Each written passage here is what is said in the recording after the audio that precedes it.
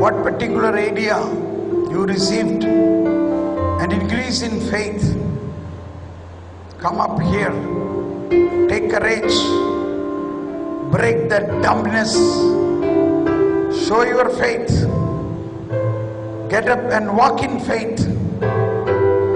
Come. Thank you, Jesus. Thank you, Lord.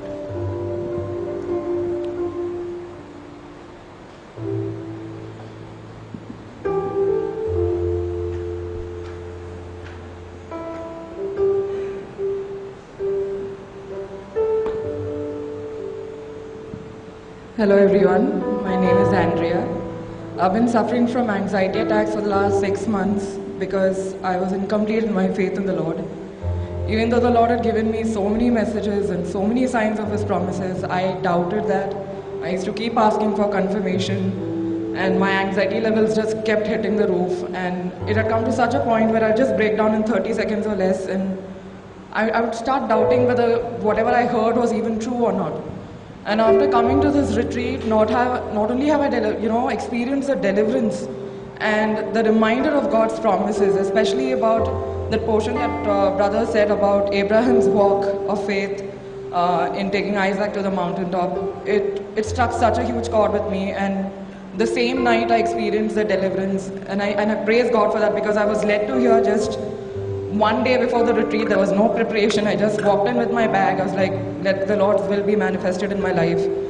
And the second thing is that I used to always make all these plans and all these decisions all on my own. I used to never ask whether it was God's will or not. I used to just assume things, and this has been like a breakthrough for me, because I've attended retreats before and none of them have actually simplified it for me, because we used to always, in my family at least, everybody used to think that, okay, God punishes, God keeps track of what you do, and you have to make reparation for it. You need to keep running to confession every now and then. You need to, pray for your enemies, and all of these are good things, of course, no doubt. But the focus that God loves us so much, so very much, that, that alone is enough for us, for our lives to be transformed. And I was sitting in the adoration today, instead of having dinner, and there's just this one verse that struck with me. Love covers a multitude of sins, and that's the only thing that we need to stick to in whatever we do. And if our desire and our intention is pure, the actions that come out through it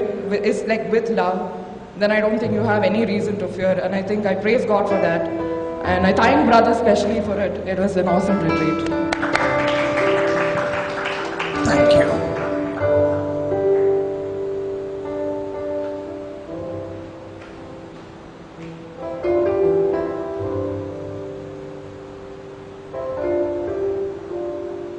Next, please.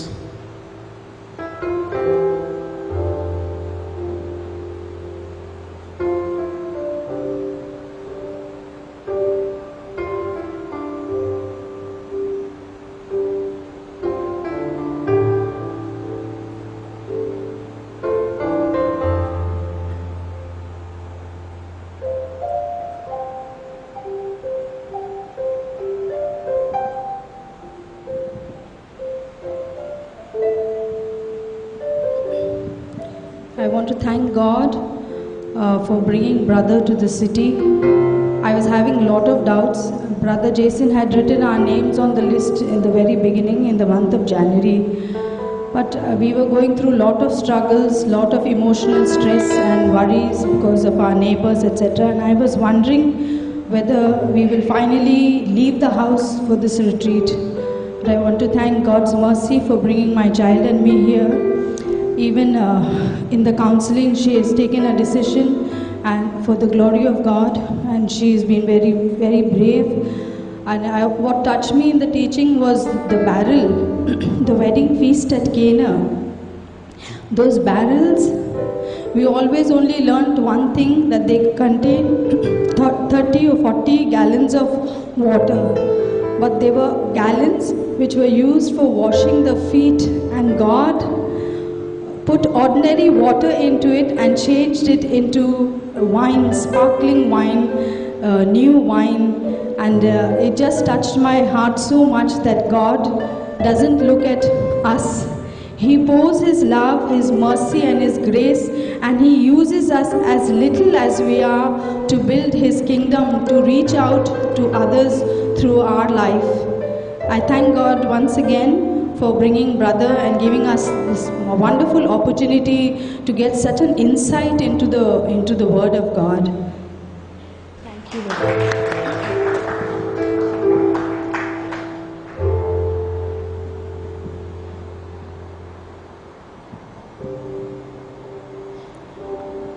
Two ladies have come, so naturally at least one man should come.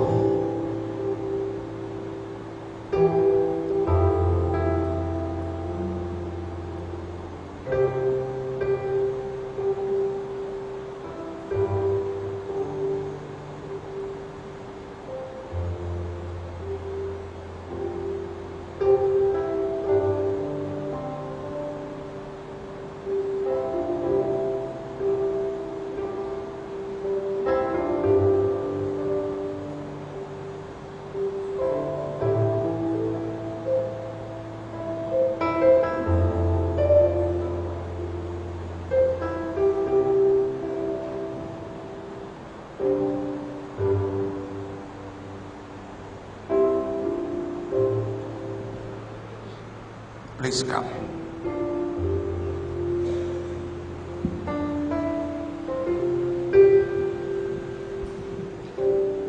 Praise the Lord.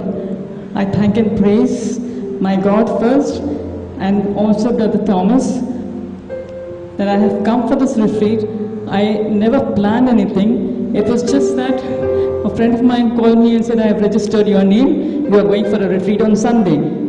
And I was not even knowing that it is till Thursday. She told me it's only till Wednesday. And as I was leaving the house, my son got a email, the leaflet, and he said, Mommy, the retreat is till Thursday. I said, okay, never mind, don't worry. My son said, don't worry, Mommy, we'll manage. You go for the retreat. So that's how I came for the retreat. And he just put me in the train, and I didn't even know the address. I don't know how I reached here. I believe that the Lord only brought me here.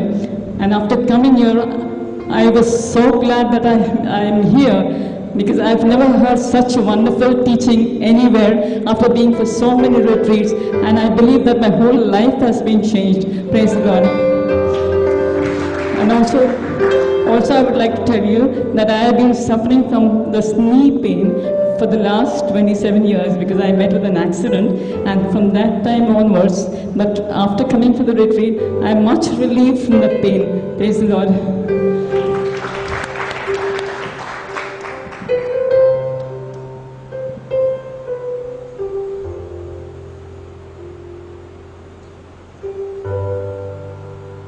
Please come.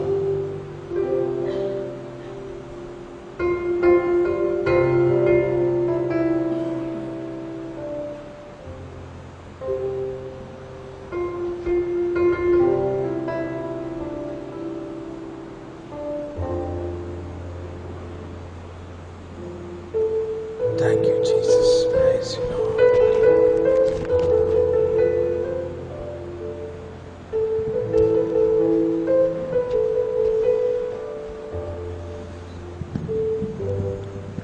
Praise the Lord. I'm so happy I'm here for this retreat. I've been always wanting to make a retreat and ask Jesus to bless Brother Thomas Paul in a special way, because he has increased my faith to such an extent that I always felt sin is so great. Every time I fell, I would feel, oh, I've committed a sin, I've done something wrong. But today I've come to know that Jesus is so great that this Jesus can forgive me.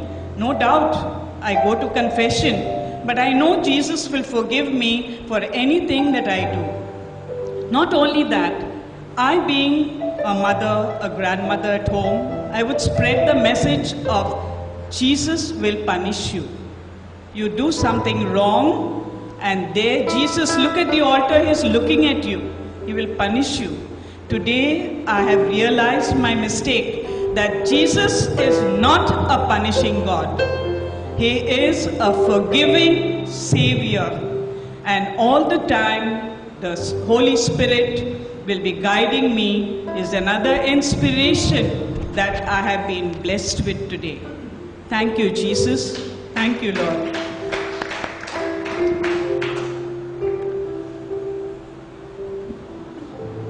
Another beautiful parable in the Bible is Luke chapter 15.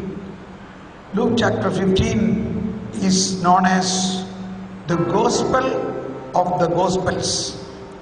This is the most beautiful parable about the whole righteousness and merciful love of Jesus.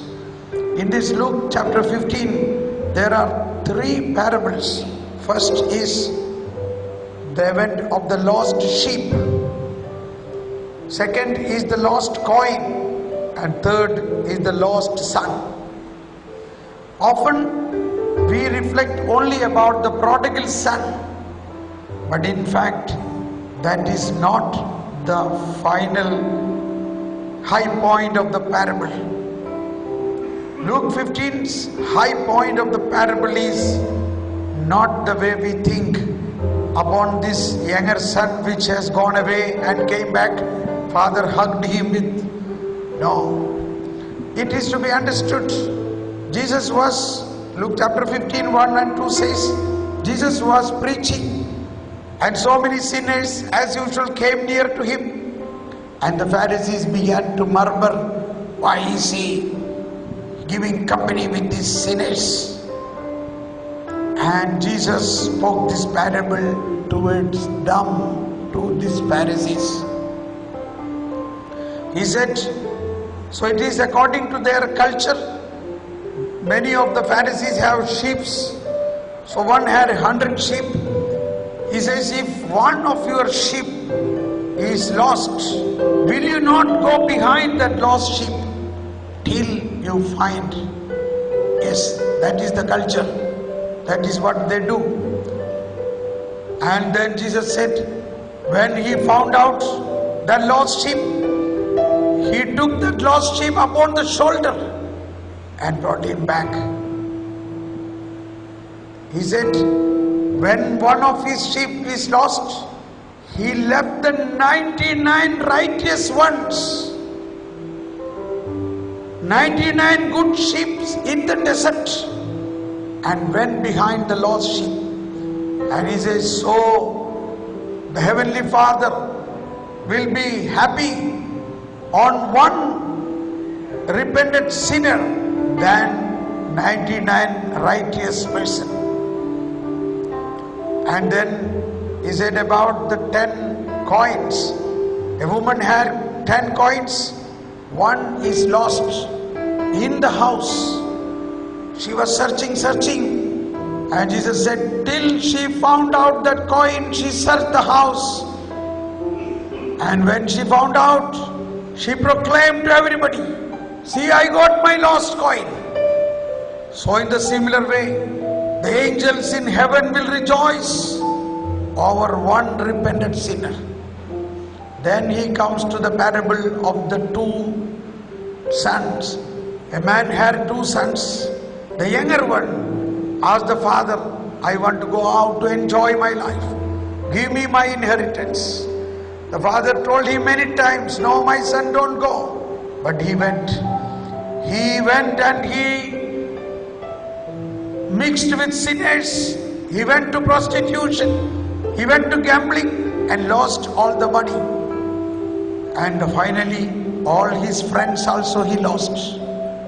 And then he had nothing to eat. There was a drought. There was a starvation, and he finally went to the piggery. Even there he could not get the food.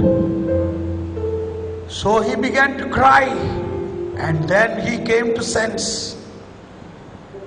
And then he was crying, oh Father, what I have done is wrong.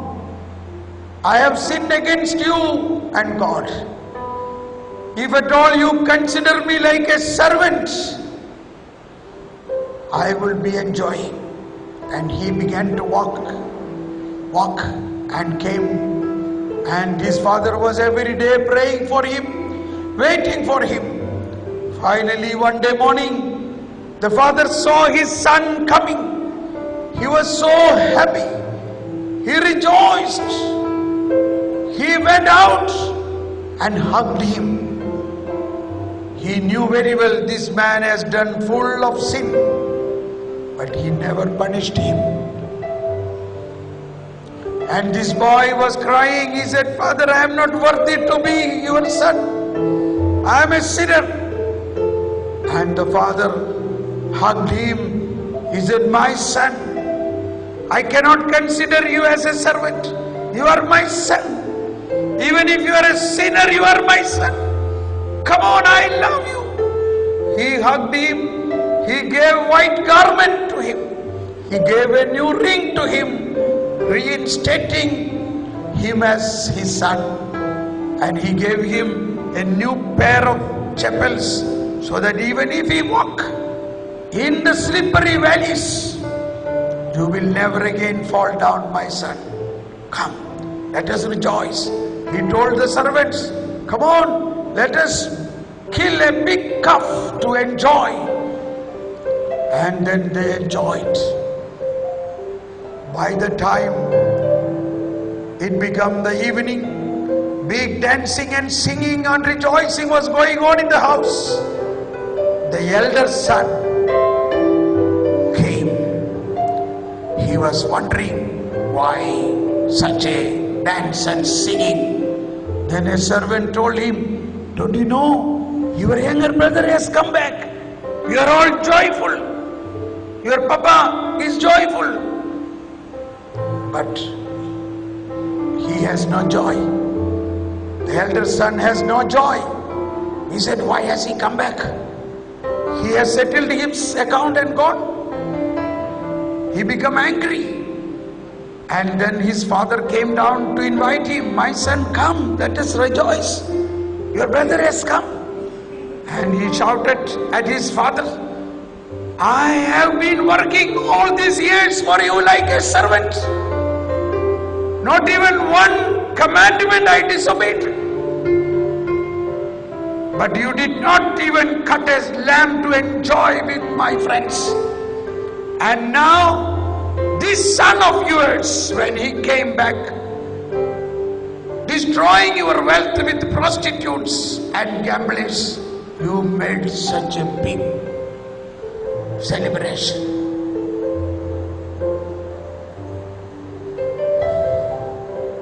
The father looked at his eyes and said, "My son, my son, you are always with me. All what I have is yours. Why you consider you as a servant? You are my son." But this your brother, he was dead. He is now living. This is a time we must rejoice. Come. This is the climax of the parable. And the elder son and younger son. The elder son represents the Pharisees and the Jews.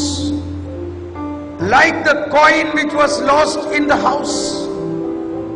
They were in the house but lost. They were with the father. He was with the father, but he thinks he is a servant. He was obeying all the commandments, but not getting joy of the father.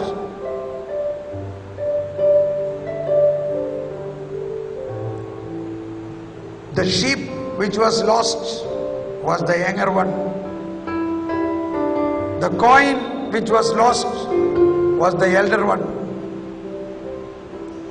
And the elder one represents the Pharisees' righteousness. Younger one represents the righteousness what God has brought for sinners. My dear friends, this is the gospel of the gospels. God has come to save both of them. He saved both of them. This is the same thing happened In John's Gospel chapter 8, the Pharisees brought a woman who was caught in adultery. They said to Jesus, Master, according to our law, she must be killed. She is a sinner. She must be punished. She is a sinner. Jesus, as it was written in Isaiah, who is as blind like my servant, who is deaf like my servant. So Jesus, like blind and deaf, was keeping quiet. He saw in front of him the sinner, but not punishing, not condemning. And the Pharisees again started shouting at Jesus, tell us, we will kill her now. They took big stones in their hands, and this woman was crying. If that one stone hit on her head will cut open. This is the type of punishment the Pharisees were doing, and they would do it. They were so compulsive, they were so adamant, they were so pressurizing to do it. But Jesus, very quiet, full of compassion, full of love, told them, okay, stone her. But anyone who has not done a sin among you, let him first stone her. This is the mystery of his compassion. He did not say, do not stone, then he would be contemning the Moses' law. He says, stone her. But in his heart, he wanted to transmit the compassion and righteousness. He did that. The result was this such a adamant Pharisees, such an arrogant and compelling Pharisees. They wanted to kill her. Big stone they wanted to throw into her head. But now, suddenly, the touch of the Spirit of Jesus' mercy touched the Pharisees. The stone fell down from their hands. They have no strength. They are not able to do. They wanted to murder. It is the same law says you shall not kill. They could not kill. They could not do according to their law. They failed. They one by one went away from that spot. And now Jesus and this woman was alone. Jesus asked her, my child, have they not condemned you? No, Lord. And Jesus said, I do not condemn you. Go in peace. You don't sin anymore. Here we can see 4 effects. First effect is the difference between the righteousness of Pharisees and the righteousness of Jesus. Second effect is through the merciful love of Jesus, he even conquered the Mosaic law. He conquered the hard-heartedness of the Pharisees. He conquered their heart that they are not able to do what they wanted. In another way, his power is a preventive power against sin. They could not do sin. They could not do a murder. And third point, Jesus took the punishment and set her free. And fourth point, Jesus saved her from the man and their punishment. My dear friends, let us now conclude this adoration. Any one of this point, if it has touched you, let us thank God. Oh Lord, I thank you for your mercy. Now I believe you have come not to condemn the world, but to save the world. And I believe all these years I was in darkness, in various ways, in ignorance, but now you opened my eyes, like you opened the eyes of the elder son. Maybe I was like an elder son, everyday church going, obeying all the commandments, but not knowing I am a child of God. But now I know, more than my actions, I am a child of God. And my Father, full of mercy and compassion, will give me a new cloth, will give me a new ring, and will give me a new chapels, so that I will walk even in the slippery roads of my life, but my Father will protect me. He will never abandon me. He is my fortress, He is my strength, He is my rock, He is my salvation. I shall not want, I shall not be put to shame. Thank you, Jesus. Let us praise and thank God. Thank you, Lord. Praise you, Jesus. Everybody, let us kneel down and thank and praise God. Thank you, Jesus. Praise you, Jesus. Thank you, Lord. Hallelujah. Hallelujah. Louder. Sacrament. Oh, sacrament. Oh, sacrament most holy. Oh, sacrament divine. Oh, praise and all thanksgiving be every moment thine. Oh, sacrament most holy. Oh, sacrament divine.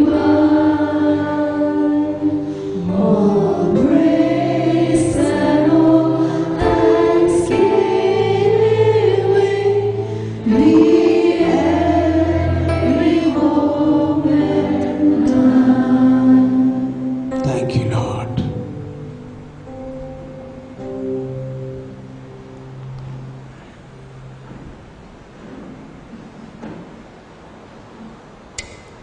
Now we will plan our night adoration 10 to 11,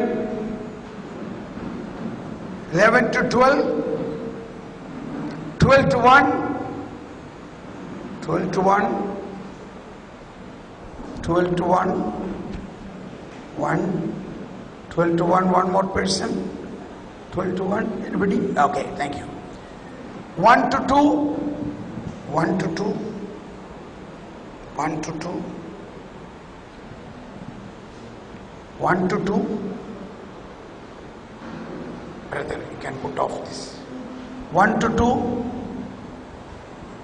1 to 2. Sister, one more person. 1 to 2. Okay. 2 to 3, 3 to 4. Good. 4 to 5, 5 to 6. Very good. 6:30 we will join tomorrow here, and our planning will be around 11:30 up to 11. At 11:30 we will have